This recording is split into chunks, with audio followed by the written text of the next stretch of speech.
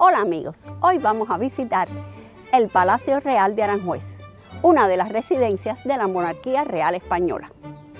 Este bello palacio lo mandó a construir Carlos I en 1501 en el lugar que ocupaba el Palacio de los Maestres de la Orden de Santiago. El viaje de Madrid a Aranjuez dura aproximadamente 1 hora, por lo que si estás en Madrid es un destino ideal para una excursión de un día, visitar el palacio, los jardines y quizás el pueblo, y luego regresar a Madrid.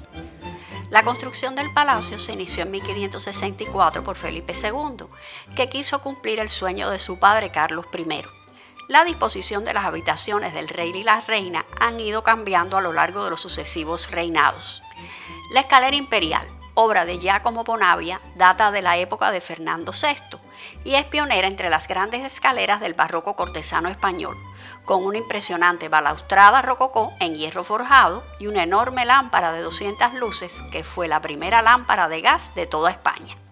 La primera habitación que visitamos fue el despacho de Carlos II, el último de los Austria, una pequeña habitación con vistas al jardín del rey.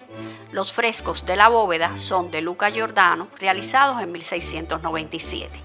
Continuamos hacia la antecámara del rey, que abre las habitaciones del rey consorte don Francisco de Asís, esposo de Isabel II.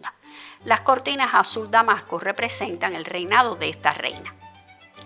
Llaman la atención las esculturas de pequeño formato de color dorado, así como los jarrones, búcaros y relojes. Aquí vemos el comedor de gala, o sala de conversación de Fernando VI, a cuyo reinado corresponde la magnífica decoración.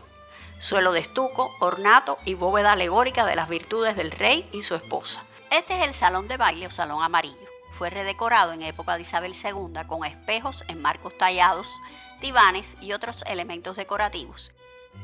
Una curiosa habitación es el gabinete árabe o sala de fumar, que fue realizado durante los años 1840 a 1850 como sala de fumar para el rey consorte don Francisco de Asís, basada en la sala de las dos hermanas de la Alhambra de Granada. Aunque la habitación es muy bonita, la verdad es que no se puede comparar a la genialidad de los artistas nazaríes.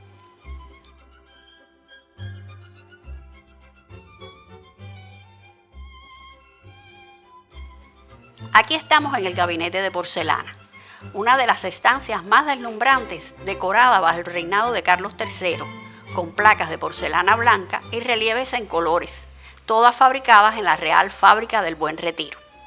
Destaca por su lujo rococó con motivos chinescos, guirnaldas y figuras, siendo un exponente máximo del gusto por la porcelana en la época, diseñado para reflejar riqueza y sofisticación.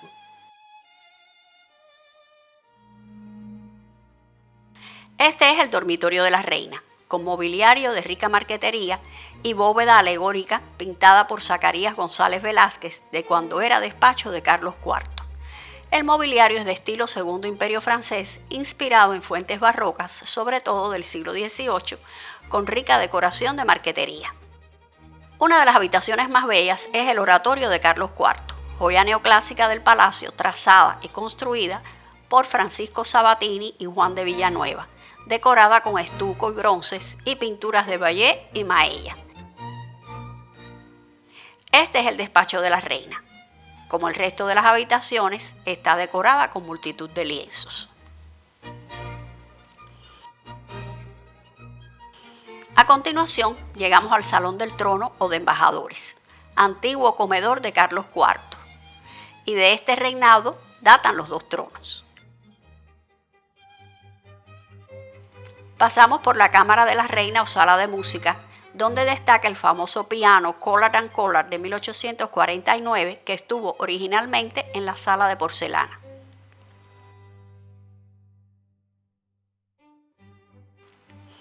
Esta otra habitación se conoce como la Saleta de la Reina.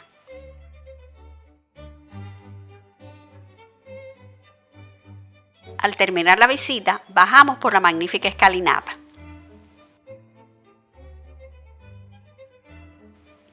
En el piso inferior visitamos la capilla real dedicada a la Inmaculada Concepción, como se ve en la pintura del altar mayor pintado por Maella. A los lados del altar también tenemos obras como el San Miguel Arcángel destruyendo a los ángeles rebeldes, también de Maella, y el Descendimiento, obra de Romanelli. La bella bóveda está decorada por frescos de Francisco Bayeux, el cuñado de Goya.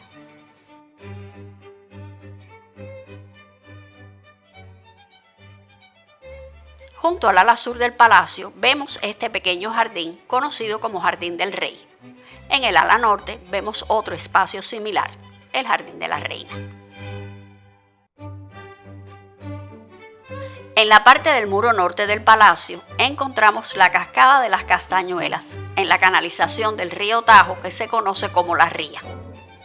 Junto al Palacio Real, en el Jardín de la Isla, vemos la Fuente de Hércules y la Hidra, mandada a realizar por Felipe IV en 1660. Muy cerca del palacio, en el camino hacia el Jardín del Príncipe, pasamos por la Plaza de San Antonio, también conocida como Plazuela de la Mariblanca, debido a que esta fuente se le conoce como Fuente de la Mariblanca.